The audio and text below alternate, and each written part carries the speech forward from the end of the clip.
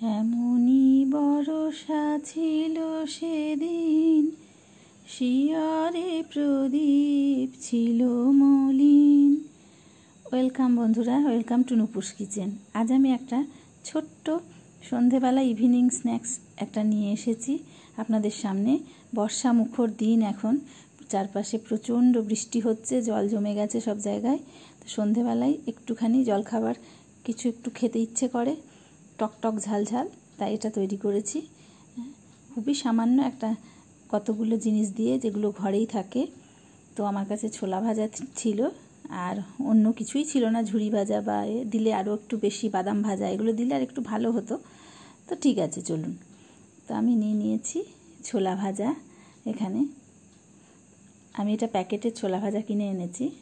আর নিয়ে নিয়েছি আমচুর গুঁড়ো, আর নিয়ে নিয়েছি একটু গোলমরিচ গুঁড়ো, আর লাল যেটা কালো সল্ট, অর্থাৎ আর নিয়ে নিয়েছি কাঁচা লঙ্কা কুচি, সর্ষের তেল, পেঁয়াজ কুচি, আর লেবু, আর এমনি লবণ নিয়ে নিয়েছি, আর ঘরে তৈরি একটু টমেটো সস, আর ঘরে তৈরি একটু কাসুন্দি।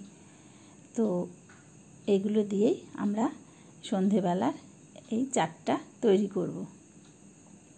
তো সবগুলো আমি গুঁড়ো মশলা এখানে মিশিয়ে দিচ্ছি, আমচুর পাউডার আর কালো সল্ট, ব্ল্যাক সল্ট যেটা, আর গোলমরিচের গুঁড়ো, সামান্য নুনও দিয়ে দিলাম এর মধ্যে।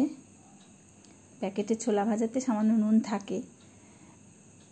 এবার আমি পেঁয়াজ কুচিগুলো দিয়ে দেবো এর মধ্যে।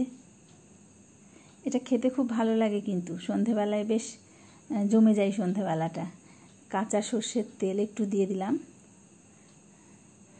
আর আমি কাঁচা লঙ্কাগুলো এখন দেব না,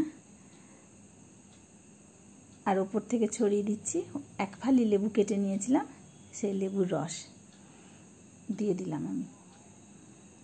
এইবারে একে একে আমি সসগুলো দিয়ে দেবো। টমেটো সস আমি এখানে প্রথমে 1 চামচ দিলাম, তারপরে মনে হলো যে না, আরেকটু লাগবে, ওই জন্য আরও 1 চামচ দিয়ে দিলাম। এরপরে আমি দিয়ে দেবো আমার ঘরে তৈরি করা কাসুন্দি। কাসুন্দি দেওয়ার জন্য এটা খেতে কিন্তু অপূর্ব স্বাদ হয়। তো এবার আমরা এটাকে ভালো করে মেখে নেব। তা আমি মেখে নিই।